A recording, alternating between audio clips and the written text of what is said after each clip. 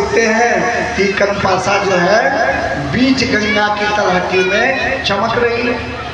सदा शिव जी कहने की कृपा की है, पार्वती 4-5 बांस पानी नीचे में कनपसा भारी था, सोने की बनी हुई, पहुंच गया है पूरा गंगा के नीचे जमीन के तल में, बालू पर वो चमक रहा है। वहाँ डुबकी लगाना लेकर आना बहुत भारी मुश्किल है, डुबकी लगा के लाने में बहुत मुश्किल है। इसीलिए दूसरा बनवा देंगे, चलो ये बात बोलेंगे भगवान। पार्वती कुछ नहीं बोली, ठीक है।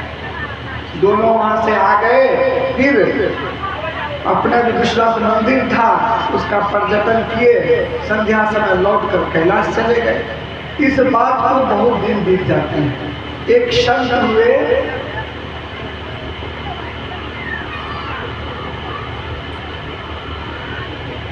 नाम के बुलाने अच्छा पता याद है, चैतन्य महाप्रभु। एक संत हुए चैतन्य महाप्रभु, बहुत ऊंचे वे संत हैं। वो भी चैतन्य महाप्रभु पर्यटन के ख्याल से वह निकले, तो निकलते निकलते वो भी आए काशी।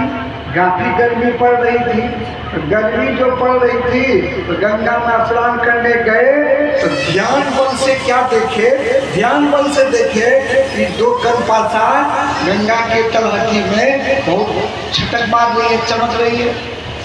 ध्यान बल से देखे, योग बल से उसको खींच लिए।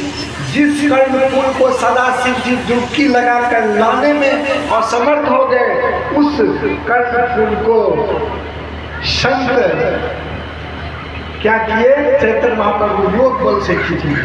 इतना संत में शक्ति है, सदाशिव जिस काम को नहीं कर सके उस काम को ये योग बल से उसको खींच लिया।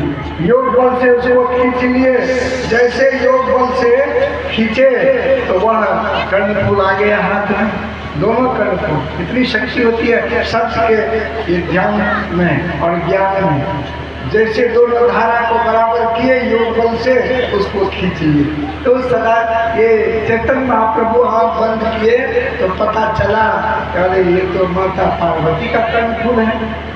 तो चैतन्य महाप्रभु वहाँ के उस घाट के पुजारी को बुलाया, बुलाकर बोले कि देखिए यहाँ एक मंदिर बना दीजिए, इसमें माता पार्वती और सदाशिव जी की प्रतिमा स्थापित कर दीजिए।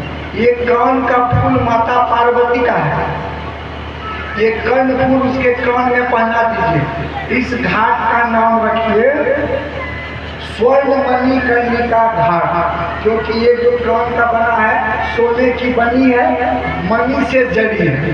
बीच में जो पत्थर है वो मणि माणिक का है, लाल पत्थर है, कीमती पत्थर है, सोने की बनी हुई और मणि से जड़ी हुई। कर्णिका माने कान का, इसलिए इस घाट का नाम रखे स्वर्ण मणिकर्णिका घाट। यहाँ जो कोई आकर प्रणाम करेंगे तो देवादिदेव महादेव हैं और इधर जगत जननी जगदम्बा माता पार्वती है। जो यहाँ प्रणाम करेंगे सभी देवी देवता का आशीर्वाद उसको वो ला करके सत्संग जो आप देखेंगे, जो सत्संग भजन दिए हुए हैं, सत्संग जो भाग 1 योग उपनिषद अध्याय 6 सब कुछ बता दिया, खोज लेंगे मिल जाएगा। गंगायाम सागरे अस्नात्वा नत्वा च मणिकर्णिका, उस मणिकर्णिका को प्रणाम करने से, उसमें तो ये वर्णन नहीं लिखा कि मणिकर्णिका घाट कैसे पर, ये तो गुरु महाराज का भाव बताए कि गुरु महाराज के इस भाव से उनको लिखवाने कि वो स्वर्ण मणिकर्णिका घाट है, सोने की बनी हुई मणि से जड़ी हुई कर्णिका में कान का वो कनपासा कर्णफूल था, इसलिए इसका नाम रखा स्वर्ण मणिकर्णिका घाट। तो स्वर्ण मणिकर्णिका घाट में जो कोई जाके प्रणाम करेगा तो कहीं 33 कोटि देवता, कहीं 56 कोटि देवता, तो सभी देवी देवता का आशीर्वाद मिल जाएगा। अलग अलग देवी देवता के पास जाएंगे। पुष्कर में एक बार हुआ था, वहाँ ब्रह्मा जी का पूरे विश्व में पुष्कर में ही एक जगह स्थान है ब्रह्मा जी का। ब्रह्मा जी का दर्शन करने में 6000 खर्चा हुआ उनको। पूरे 56 करोड़ देवता का दर्शन करने में कितना अरब खरब खर्चा होगा, कर सकेगा? लेकिन गुरु महाराज को लाकर सत्संग जरूर लिखवाने की बात किए, लोग इस बात को समझे। अलग अलग देवी देवता के पास नहीं जा करके काशी में स्वर्ण मणिकर्णिका को प्रणाम कर लेगा, नत्वा च मणिकर्णिका, तो उतना फल उसको मिल जाएगा, सब देवी देवता का आशीर्वाद मिल जाएगा। लेकिन विचार करिए, सबको मैं कहता हूँ, सत्संगी गैर सत्संगी सबको सुनिए, विचार करिए। अगर आपको गंगा सागर जाना है, काशी वहाँ कलकत्ता जाना पड़ेगा, कुछ समय लगेगा, कुछ पैसे खर्च होंगे, तब आप गंगा सागर में प्रणाम कर सकते हैं। अगर आपको मणिकर्णिका को प्रणाम करना है तो काशी जाना पड़ेगा, कुछ पैसे लगेंगे, कुछ समय लगेगा, है ना। लेकिन ये 7 दिनों से जहाँ आकर आप बैठ रहे हैं, इसके बारे में क्या था, उसमें क्या लिखा है, इस पर विचार करिए।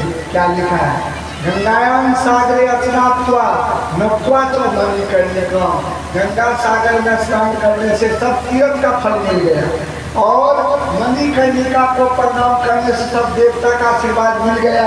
लेकिन गंगा सागर और काशी जाना पड़ेगा। लेकिन जहाँ आकर आप बैठे हैं, इसके बारे में क्या कहा? मध्य नाड़ी विचारस्य कला। हम लोगों के शरीर में 72 करोड़ नाड़ियां हैं। 72 करोड़ नाड़ियों में 1001 नाड़ियां प्रधान है, 1001 नाड़ियों में 101 नाड़ियां प्रधान है, 101 नाड़ियों में 3 नाड़ी प्रधान है, ईड़ा पिंगला सुषुम्ना, और 3 नाड़ियों में जो मध्य नाड़ी है सुषुम्ना, ये प्रधान है। तो इसका नाम बहुत है, सुषुम्ना, छठा चक्र, आज्ञा चक्र, 3 द्वार, 3 खिड़की, 10वां द्वार सहरग, उर्दू में, अंग्रेजी में स्पिनल कोड, उसके बाद शिव नेत्र, शिव अक्षी, ये सब इसी का नाम है, मध्य नाड़ी इसी का नाम है, जो दोनों धार जहाँ मिलती है। तो इस सत्संग में आकर जो बैठ करके केवल कोई विचार केवल कर ले, ये दोनों धार जहाँ मिलती है वहाँ मध्य नाड़ी है। ध्यान भजन तो दूर की बात है, कोई विचार कर ले कि हम दोनों के बीच में मध्य नाड़ी है, विचार अगर कर लेने से अगर 16 फल मिलेगा, तो गंगा सागर में स्नान करके मणिकर्णिका को प्रणाम करने से फल मिलेगा, वो ये काम भी नहीं। बताइए इसकी कितनी महिमा है।